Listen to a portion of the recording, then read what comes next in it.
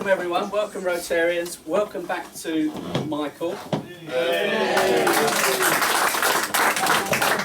It's really good to see you back here. Also, welcome back to a couple of long-standing loyal guests in Jan and Sandra. It's good to see you this evening. And it gives me really great pleasure to welcome our District Governor. For those of you that don't know him, and his wife, our District Governor Ray and Jenny Dixon. They're also honorary members of the club as well, so welcome to Ray and Jenny. Thank you very much.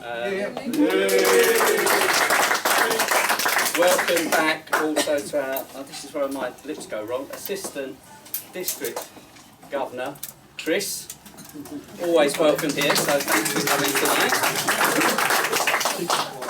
And I don't think I've done this before, but it's really good, great personal pleasure to welcome founder members of our club in Jan Weeks and Des Davis, not Des Weeks, but Des Davis. And also welcome back to some of our past Rotarians in, we've got Marlene Dunmore here, who's representing the rock choir, which is one of Don's particular favourite topics, and to Ian Weeks as well for joining us this evening. And finally, a warm welcome to Shirley. Last but not least, starting to panic thinking, excuse me, you're off my Christmas card list. So what's the evening all about? You've probably got a few clues on the table. There's a list there of members that were at the very beginning of our club. Actually, you've got founder members. And I guess this must have been around about the summer of our first year, because Ian sent this through to me. So it gives you an idea. Some of those people obviously still here, which is great. And I don't mean that in a longevity sort of way, but just that those members were here from the very beginning. So they've got an understanding of our culture and how we work. Okay. On top of that, around you, you'll see a number of photos of Don, which probably gives you another idea of why we're here. There's no business being discussed tonight. There's no agenda. And also, one of the other things is that Ray and Jenny were absolutely instrumental in setting up this club and helping Don charter the club. And although I like to go first, we will hear from Ray in a few minutes. Just to understand a little bit more of how the club was formed and the part that Don had to play in it. I actually always like to go first. All right. So, get the hierarchy. You've got to do it. You've got to do it. I think it's always accepted that no matter where you go, whether it's business, whether it's a club, whether it's a society, that the culture and the principles of that club are set up at the very beginning. And I honestly, when I look back, I think Don, as our founder president, his vision was absolutely first class, because from the very start it's clear that the club was going to be modern, it was going to be vibrant, and it was going to be a social organisation. And that's quite a brave thing to do, because it sets the club apart from traditional Rotary. And anything that sets yourself apart is going to be up for issues, I guess, and challenge. And we are different to the clubs in Eastbourne, and that's good, because that makes us, I think, stronger as a group. I think it's also part of the fact that, you know, the thing I like and really admire about Don is his vision, and it's that vision that actually set us on this path. So not only has he got energy and drive, but he's got a very futuristic way of looking at Rotary and life in general. I think as well, and you know, I've touched on it before when we've had our meetings, we've had challenges. We know we've had challenges. We've had some traumatic times. We've had notes going through to Ray saying, look, we don't know where we're going. This is getting very nasty, it's getting confused, you know, getting very confusing. What I would say at that particular time was, whenever you spoke to Don, he was so consistent in the background. Now, the only way I look at it, it's a strange way of looking at it, but if you look at a band, you've got a singer that goes off and it can be flamboyant, and you've got lead guitarists that do all their flamboyant stuff. But you've got the bass player and you've got the drum, and the bass player and the drum provide that continual beat that sound, and there's the bloody cuckoo clock. Anyway, you've got this consistent. You've got this. Oh, that was it. You've got this consistency that Don provided, and it was his positive approach at the time. This constant message that everything was going to be okay, and that it would get sorted, it would be positive, and we would move forward. And there are regrets, of course there's regrets in that we lost members, but we actually have come out of it with 6 new members. And I think for these last few months or so, and maybe the last year, the club is actually really happy, it's settled, and it's going places. And we've got interest in other people coming along as guests, looking at membership, and I think it's really positive, and a lot of that is down to Don. Don also, I think, consistently, whenever I speak to him anyway, but I think everyone that, you know, you meet that's not touched on, that sounds wrong, doesn't it? That's about right. I've got a few pictures elsewhere as well that's on file. Yeah. But you can't get the DNA to prove it, that's the problem. I think Don just lives and breathes Rotary. He's encouraged partnership across Eastbourne. He's talked to the other clubs, he's always talking to the other clubs, and those other clubs are starting to rely on us more and more in terms of supporting them with their activities. He does some great work with the clubs, particularly with Halsham, particularly with the sleigh, where we get to use the sleigh at Christmas, which helps promote some really good stuff down at Tesco's. And also the bucket collection at Airborne, and I think that's another part we need to move on. And I think it's Airborne that challenges Don the most, and I think last year we all noticed that actually it was taking quite a big toll on Don, but he's come through it. He does thrive under pressure of the event, which is good, and as far as the bucket collection is concerned, it's getting better and better every year. It's raising more and more money every year, and the good and the positive side of that comes from his vision, which is obviously the more that you can get from the bucket collection.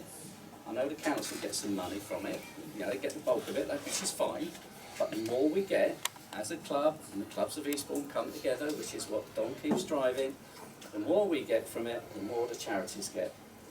And that's the driving factor for us and the other Rotary clubs, and it is now starting to attract charities that are targeting Airborne as a way to make some money. But the way to make some money is easy. Rotary can be a checkbook Rotary. Airborne could be a vision where people say, I just want to get there to make some money. The key thing about Airborne is charities do get a platform and an audience that they would never normally achieve in their lifetime. They get hundreds of thousands of people seeing their brand, their image, and their key, you know, the key modus operandi, if you like, of what they're trying to achieve. What I would say is that in terms of, and there is a picture somewhere of, there you go, of Sarah collected, well, she's got the big Airborne check. For some charities, particularly the smaller ones, the money that they collect is absolutely transformational.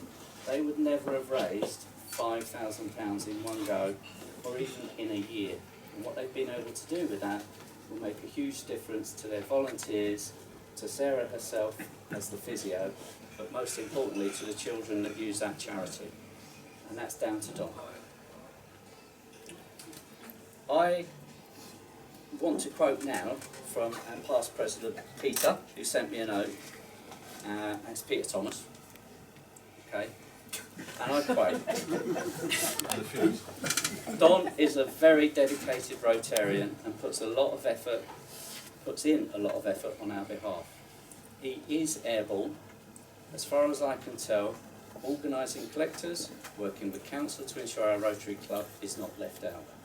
He takes part in most, if not all, of our fundraising efforts, and is a great example to all of us, putting service before self. And I think that wherever you think about Don, wherever he goes, whatever he touches, be it council, church, rugby clubs, Fraser and Jane were here a few weeks ago. They had I can't explain the kind of words that they were saying about Don, and the fact that they obviously knew him before they'd been here. So put that into context. But you've got the rock choir as well, where Marlene is represented, the charities and the community. Don is exemplary, outstanding, and selfless. And I think his service really needs to be recognised in Rotary at the highest level, and that's why Ray is here. But before, I am going to call on Ray to say a few words, but I know that Marlene wants to also say a few words. So if we could take it in that order and hand over to Marlene. Is that okay? Okay, I'm going to get those what Don's about, but you may not have seen him and his other guys as a member of What Choir. And last summer, this is him doing the hand jar to Where's his hands? This is at the NEC Birmingham. And he's a very loved and very active member of Rock Choir, which also raises money for lots of charities as well. So there is that connection. Thank you, Marlene. We hand over to Ray, please. This is coming up. Excuse me, it takes me a bit of time to get up. Rotary is quite a unique organisation, really, because everybody keeps referring to me now in my position of attaining high office. Yeah, they've got to be joking. The whole point and the way we operate as an organisation is completely the reverse. The whole thing in terms of our office, in terms of the structure we have, is supporting the clubs. And the clubs support the individual Rotarians. And the important thing about that is that everything we do, every single thing we do, comes from one individual Rotarian. It's an incredible programme, just coming to an end now, hopefully, with the Polio Plus campaign, where we promised 30 years ago on the vision of one individual Rotarian on a Philippine island who came up with the idea of eradicating polio from his island. And here we are 30 years a day to that now, where we are on the cusp of actually eradicating it from the world. And that was one Rotarian, picked up by his Rotary Club, picked up by Rotary International, and there we are. So these individual Rotarians all across the world make a difference, just as Don has done. I was very fortunate in the respect that I was approached by the extension officer at the time to actually help with the formation of this club. You've got to give Sam Sweary due that he had the sort of dream of coming up with the idea, but never got past the dream bit. We were very, very lucky, really, and I said at the time I couldn't believe how lucky we were, because almost immediately Don, Des and Jim were on board. And those three individuals are absolutely key to the formation of this club. But I immediately developed a very close bond with Don, never touched him.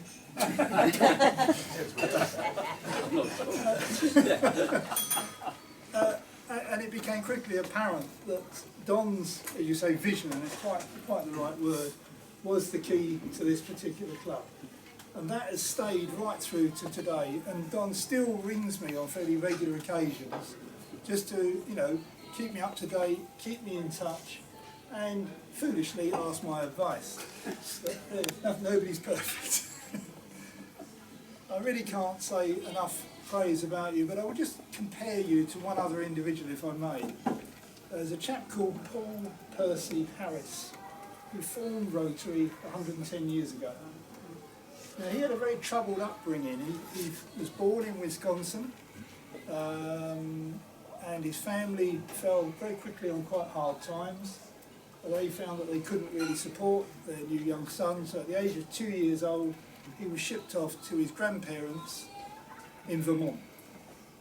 He went to school, and like all troubled youngsters, was of course expelled. Goodness knows what he actually got up to.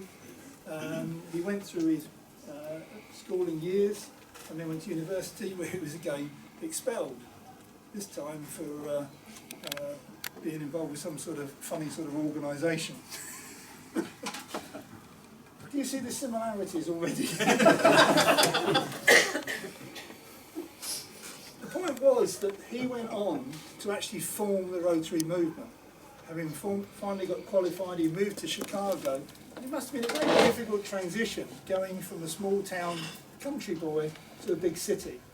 And what he missed was obviously the camaraderie and the friendship that you'd have had in a small town. And Rotary is based on fellowship, but also business networking, and of course, fundamentally, service. And we were the first service organisation, and we are still the biggest service organisation. And the interesting thing that you said just now was the one thing that Don and the other founder members wanted was to be different. They didn't actually want to be different. They didn't want to be the same as some of the other clubs. They didn't go much on all this bling stuff. They didn't go much on bells. They didn't go much on some of the other formalities of the loyal toast and grace and all these other queer things that a lot of Rotary clubs do. But they still wanted to have the fellowship, business networking, and the service, which is the fundamentals of Rotary. Interestingly now, you've gradually picked up the bling, the bells, and the other things. So maybe it's not quite as different as you think. But a lot of our clubs don't wear ties anymore, so that's a good start. I think all of that says everything there is about Don, in the sense that what he has done for this club is form a club which fits within the harbour. And that is the key, and to all clubs, is to fit within their local community. And you fit incredibly well. And I congratulate the club as a whole in what they've done, and particularly Don, in respect of what you've achieved in forming this club with the other founder members, which I think has been a fantastic ride, and I'm really proud to be very much a part of it. Thank you. Thank you there.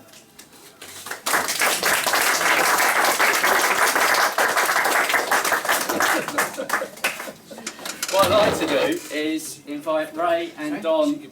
Don, talking about you. If you would come up here, please. We just mentioned our founder, Paul Harris. Paul Harris left a tremendous legacy, and what we've carried through to today in terms of what we do. And we, in this country, use his name in a slightly different way to what it's used in a different part of the world, because we take Paul Harris as being an honour. Okay? And a fair number of us wear the Paul Harris Fellow Medal. And we're very pleased tonight to be able to present Don with the Paul Harris, as a Paul Harris Fellow.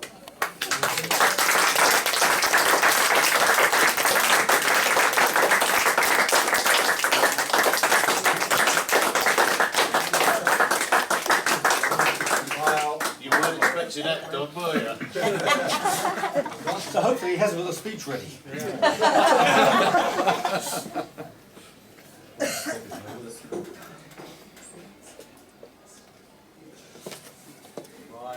You okay?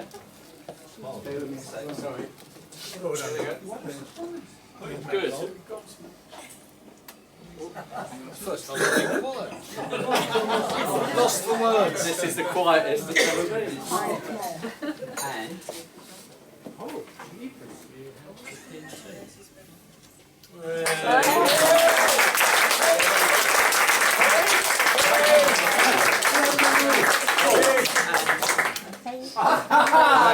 now you're talking. There we go.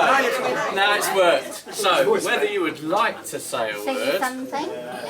Well, as you can see, I'm completely gobsmacked by this. I didn't see it coming. Good. What an honour.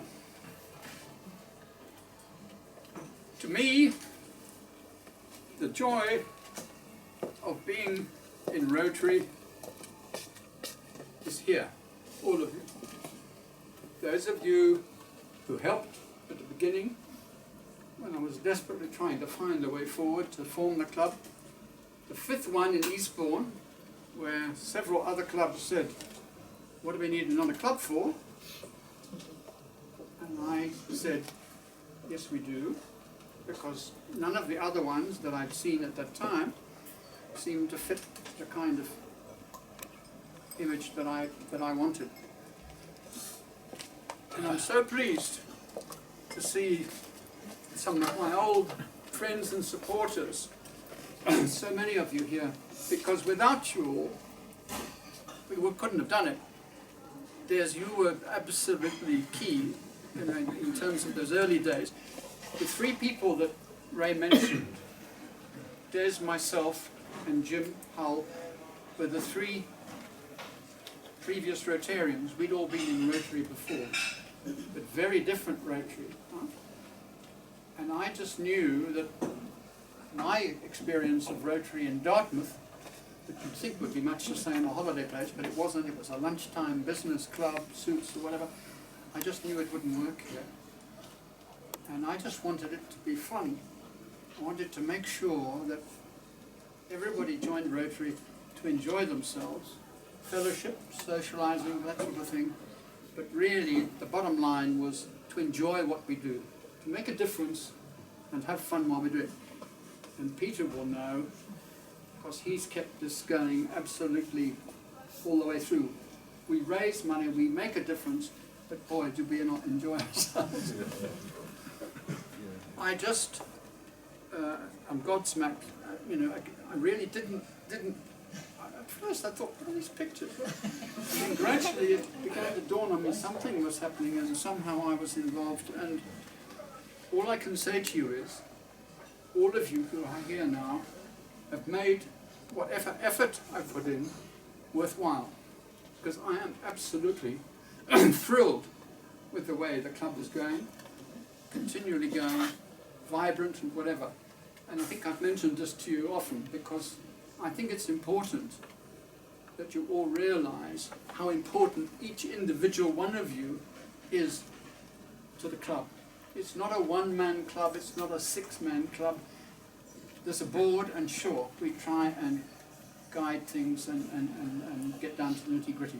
But the bottom line is all of you. I know that whenever I say, can we have some 2 or 3 along to help Eastbourne Sovereigns, say, with their collection, the hands go up, and we're there. And they appreciate it, and they know that if there's a problem, any club in Eastbourne I think knows, if there's a problem and they get in touch with us, we'll do our level best to help. And that's what it's all about. I can't tell you how much this means to me. But even without it, all the effort, or whatever it is I've put in, has been worthwhile, because I've had the satisfaction of knowing that I've made a difference, that we have made a difference. And to me, that's the bottom line. And I hope it'll continue. While I'm on my feet, I can just mention to you, I've had an email yesterday inviting me on all your behalf to go along with the airborne team to Blackpool for the National England Excellence Awards. Remember, we won Airborne won the Beautiful South Award, and the TIC got a silver. Both are now in the running for an award at Blackpool, which is next month. And I'm going to go to represent Rotary on all your behalf, us, House, and all the clubs. And that's what I do. I want to make sure that there's nobody in this town that doesn't realise how important Rotary is, not just to Airborne, but to things generally. The council finally got that under their hat, and they know. And I'm on their project committee now, and as I've told you, the money that we don't get for the charities goes into Airborne, and I look at it like a hawk and make sure that whatever, it helps to make a better display. It helped to fund the Vulcan last year, that kind of thing. And I think that's worthwhile. But the charities, the bottom line, cheapest, is so well put the point of how Airborne can transform some of these charities. And that makes me feel good. All of you, I feel good. And once again, that's it. Thank you.